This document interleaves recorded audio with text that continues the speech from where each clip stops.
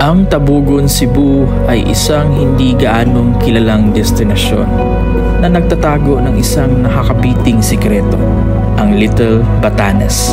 Ang lugar na ito ay tinaguriang Little Batanes dahil sa pagkakahawig nito sa sikat na destinasyon sa Batanes Islands. Matatagpuan sa northern part of Cebu, ang Tabugon ay nag-aalok ng isang magandang tanawin ng mga burol, mga bundok, grasslands, isa na namang breathtaking scenic landscape sa nasabing lugar.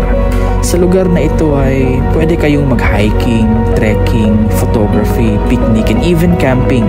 Ang Little Batanes ay isang hindi pangkaraniwang destinasyon na naghihintay mong bisitahin at tuklasin ang kanyang nakatagong ganda. So mga casters, paalis na nga tayo, no? So heading tayo sa Municipality of Tabugon kasi doon kasi nakalocate yung pupuntahan natin, which is yung tinatawag nila na Little Batanes of Cebu's Tabugon. Alright, yung estimated na distance is mga nasa around 24 km, no? So hindi siya masyadong malayo talaga, no? So it's just the same as from here to Danao, no? So same lang yung layo nila, yung distance nila. And according din sa Google Maps, since we have an estimated 24 km distance, yung estimated naman na time travel natin ay nasa mga 40 minutes. Alright? So mga casters, nasa Sugod na pala tayo, no? Merong gas station dyan sa unahan. Magpag-gas muna tayo before tayo pabiyahe patungo talaga sa destination natin, which is dun sa Little Batanes, Tabugon. So after sa Sugod, next na municipality is yung Bourbon. So update lang ako mamaya mga casters. Salamat, Lawrence. So ayun mga casters, tapos na tayo magpag-gas, no? So currently nasa Sugod na tayo, okay? Yung next na municipality after sa kung saan tayo nag-stay, nag-live doon sa Katmo, no? So again, after dito sa Sugod mga casters ay dadaan pa tayo sa next na municipality, which is yung Bourbon. Then after sa next municipality after sa Bourbon, yung Tabugon na, okay?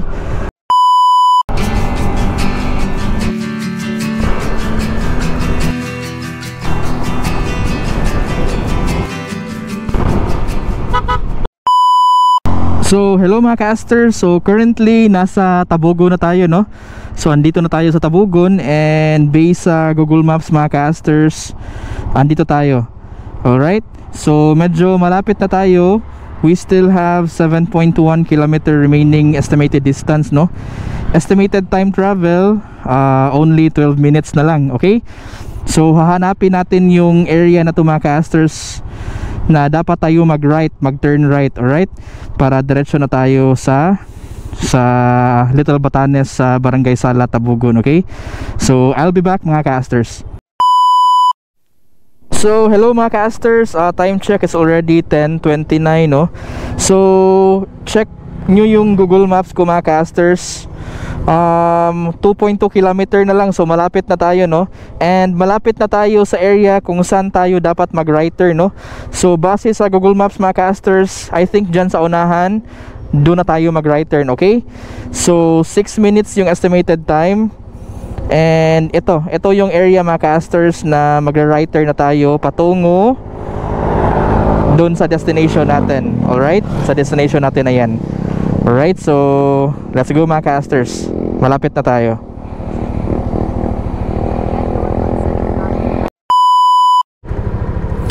So mga casters, nasa area na tayo kung saan dapat na kayo mag-right turn, okay?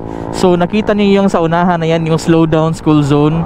May daan yan papunta dun sa Little Batanes, okay? So yan yung tinatawag nila na Esquina Menterio. Alright, so hanapin nyo lang yung Esquina Menterio and it will lead the way patungo sa Little Batanes. Alright, so as you can see sa Google Maps mga casters, yan, makikita naman, no? So pa-right na tayo, okay?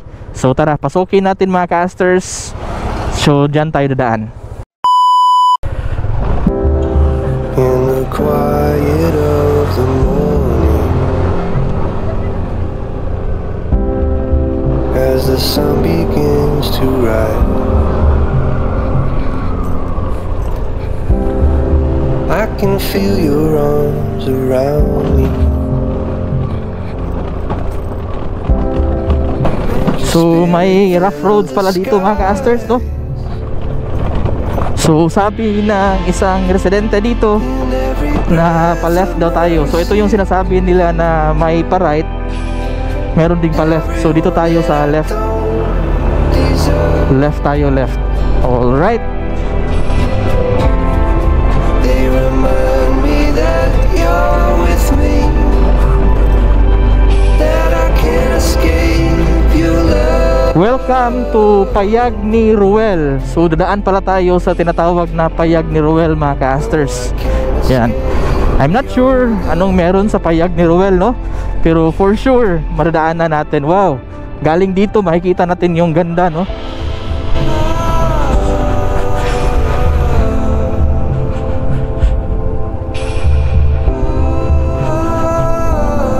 So may mga bahay pala dito mga ka-asters, may mga nanira pa rin dito, no? Ang ganda ng view dito mga ka-asters. And I think mas maganda pa yung view and tsaka yung place doon sa unahan. Ay, hindi pala mga bahay ito mga ka-asters. Cemetery pala to, akala ko mga bahay. Pero meron namang I think mga kaunting bahay, no? Na may mga taong naninirahan. Yan. And you guided me back home. So ganda ng view mga ka-asters. So ayan yung sementeryo. Tapos try natin puntahan doon mga ka-asters, okay?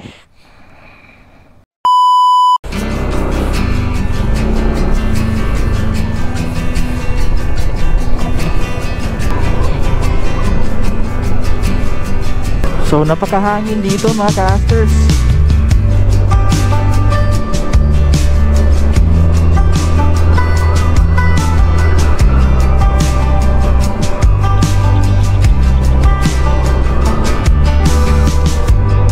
When you don't know where you're running. So mga ka-asters, nag-change battery tayo, no? So bad news, napaka ng ambon.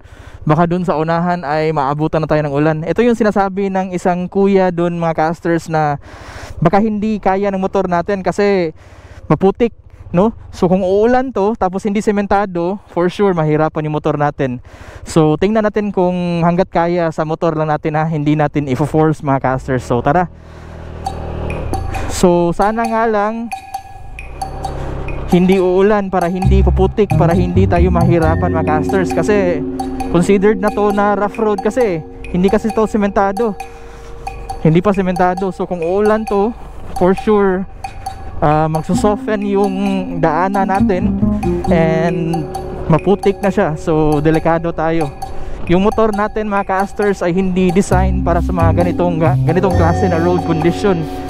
Lalo na siguro if bababasa to, no?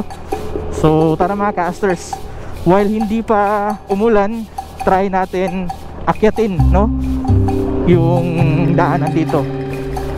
Yan. Ito yung sinasabi nila na baka hindi kaya ng motor kung uulan kasi maging maputik to dito for sure.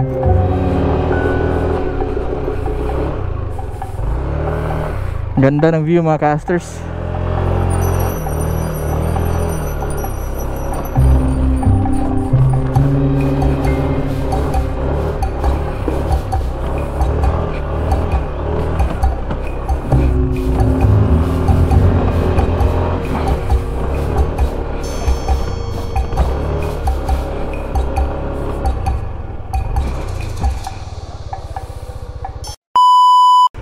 Boss, may buntag. Pwede mo tana? Mo na gani lang giingon diri na Little Batanes. Amo na ni siya. Pero padung dito wala na. Diri ako to. Ha? Ako ra. Ah, kani siya diri. Unsa ning barangay diri, sir? Ibawan? Kaduawan? Kaduawan. So mga casters, andito na tayo, no? So check nyo yung area mga casters. Yan. Okay. So hanggang dito na lang daw tayo, sabi ni Kuya, no? Hindi ko pa na-ask yung name niya. At saka inalaw ni Kuya na dito na lang tayo mag-park, no? And try natin puntahan doon sa taas mga casters, okay? Pero lalakarin na lang natin mga casters, okay? And may sinasabi si Kuya na sa mga kabundukan dyan mga casters, marami daw mga cave, maraming mga cave. Ewan if makita ba sa camera, may isang area dyan mga casters na open siya, so cave siya, pero mapuntahan naman siya ng mga tao. Marami daw mga cave dyan. So yung gagawin natin dito mga casters, i-ano natin yung motor dito and pupuntahan natin doon kung anong makikita natin doon sa area na yan, okay? And try natin magpalipad ng drone. So mga casters, bago natin akyatin patunga doon, no? So dyan lang siguro tayo dadaan. Tanungin muna natin si Kuya kung anong pangalan niya. So kasi pangalan na to Kuya Bukloy. So tinatawag siya na si Kuya Bukloy. So I think dugay na po ka nagpuyo diri Kuya, no? Dugay na. Si mga pilaha ka tuig na kaha. So 4 na years na pala si Kuya Bukloy dito nagsistay, no? So dito siya naninirahan, and thankfully mapasalamat tayo ni Kuya Bukloy kasi okay lang na Kuya Bukloy na makapark tayo dyan sa kung saan tayo nagpark sa motor natin. Okay, so Kuya, antuon saan ako dun sa babaw? Ha? Sige, salamat kayo. So mga casters, puntahan muna natin kung ano na makita natin dun sa taas, okay? And siguro baka dun na rin tayo palipad ng drone. So tara. So ito yung area dito mga casters, and I think mas may clear pa tayo na view kung aakyatin natin doon sa taas, no? So hindi ko alam kung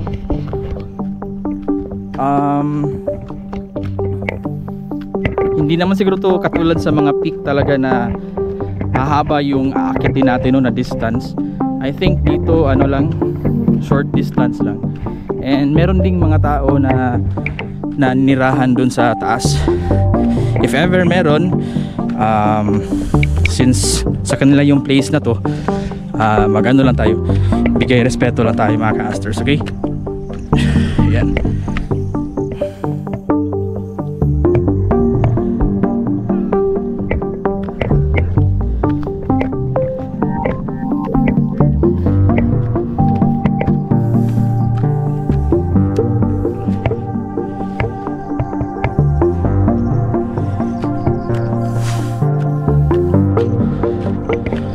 So may ano pala, pwede ka pala mag overnight dyan, no?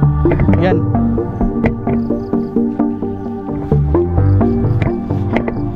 So ito palang yung use sa bahay, konting bahay na to, no? Yan. Overnight 600, daytime 250, no beddings. So mga casters, nagtataka lang ako, no? May nakalagay kasi dito, dili pwede diri ang wa kabayad. In Tagalog mga casters, ang ibig sabihin yan is bawal dito yung hindi nakabayad. Yun yung meaning yan. Alright? So may nakita rin ako dito, environmental fee. So if overnight, 50 pesos per head. If daytime, 20 pesos. Willing naman tayo magbayad, pero wala akong nakikitang in charge dito. So yan, saan tayo magbayad? So walang in charge.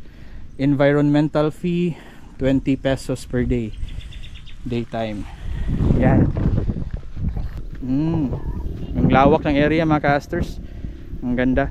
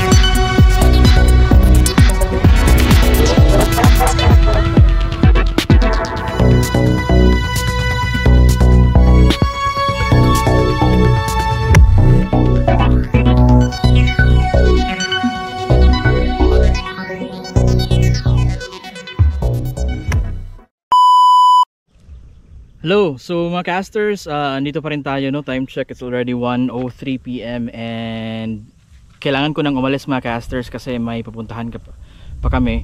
Mabiyahe pa kami papunta sa Liloan kasi visit kami sa grave ng lola at saka yung lolo ko doon sa Liloan Manila Memorial. Alright, so need ko nang umuwi. Makauwi pa ako sa Katmon and sasama kasi yung anak ko at saka yung asawa ko papunta doon sa Liloan. Okay, so andito pa rin tayo. Ito yung area mga casters. Currently dito yung motor natin, nasa way tayo, no? Ito yung daanan and tara, let's go mga casters, uwi na tayo. So dito ko na lang i-end yung vlog natin. Alright, and stay safe always, ingat, God bless and good luck.